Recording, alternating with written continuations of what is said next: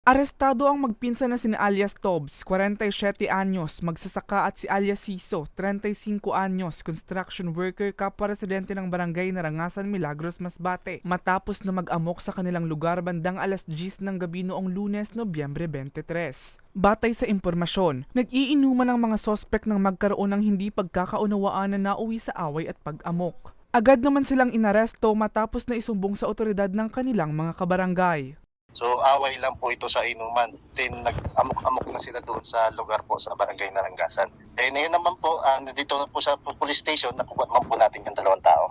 Hindi na rin umano ito ang unang pagkakataon na nag-amok ang mga sospek sa lugar. Hindi lang po ma'am ito first na nangyari sa lugar na yon doon sa compound nila. Bali may nangyari na rin po yan noong mga last year.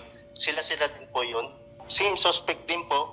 Itong nahuli natin, dati na po itong nakataga din. May nagsabi din doon sa lugar na yon na pag hindi nga pinapautang itong suspect natin is nanggugulo po doon sa tindahan ng pinsan niya rin. Doon po sa isang compound lang po kasi sila ma'am.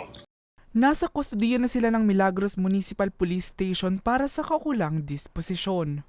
Para sa mga balitang Tatak, Bicol, Mel Moral.